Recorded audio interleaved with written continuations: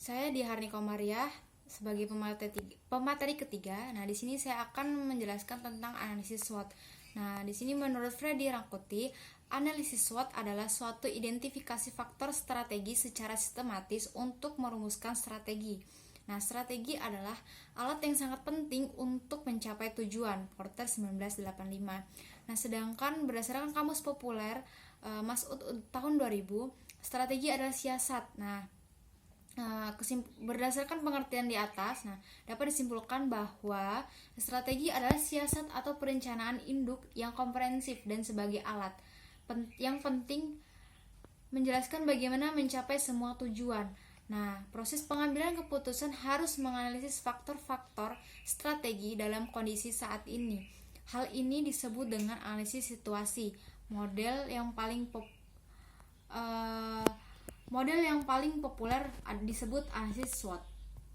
Lalu selanjutnya ada matriks SWOT. Nah, di sini matriks SWOT ini digunakan untuk mengetahui strategi mana yang cocok pemasarannya dengan perusahaan. Nah, maka kita harus membuat matriks SWOT seperti ini.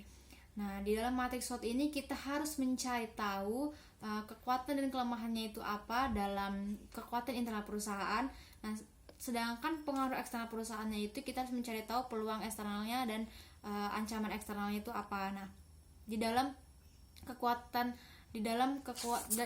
di sini di dalam peluang dan ancamannya itu tentukan 5-10 faktor peluang eksternalnya itu apa dan 5-10 faktor ancaman eksternalnya itu apa. Nah, sedangkan untuk kelemahan dan kekuatannya yaitu tentukan 5-10 faktor kekuatan internalnya, begitu juga dengan kelemahan internalnya. Nah, setelah itu kita dapat menggabungkan strategi mana yang cocok atau yang lebih kuat dan dimanfaatkan dengan peluang. Nah, di sini ada strategi, kelemahan dan peluang eksternal, kekuatan internal dan peluang eksternalnya, yaitu ciptakan strategi yang menggunakan kekuatan untuk memanfaatkan peluang. Nah, sedangkan strategi kelemahan internalnya dan peluang eksternalnya yaitu ciptakan strategi yang meminimalkan kelemahan untuk memanfaatkan peluang.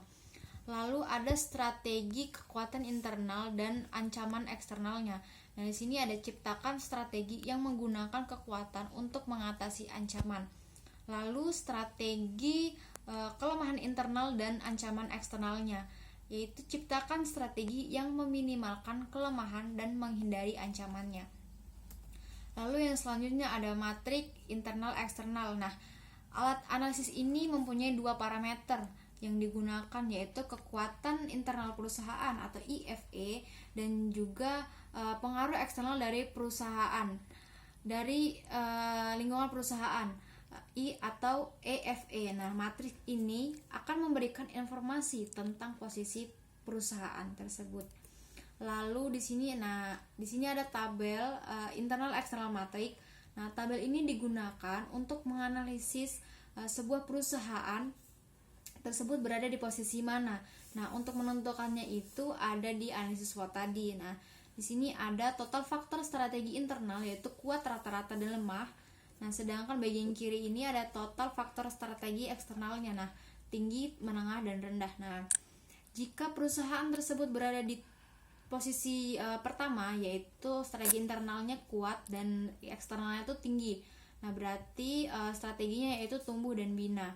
Nah, berarti perusahaan tersebut bertumbuh dan kita tetap walaupun bertumbuh kita harus tetap membinanya. Nah, sedangkan jika perusahaan tersebut berada di posisi kelima yaitu rata-rata dan menengah, di sini strateginya yaitu pertahankan dan pelihara.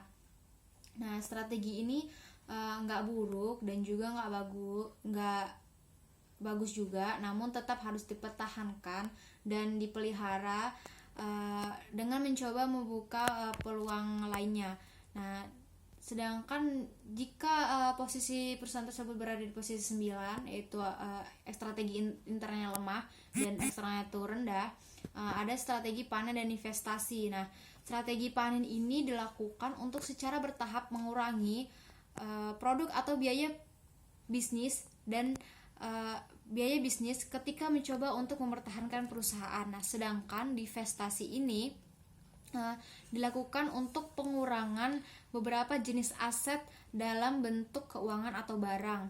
Nah, dapat juga disebut bisnis penjualan yang rumit, yang dimiliki.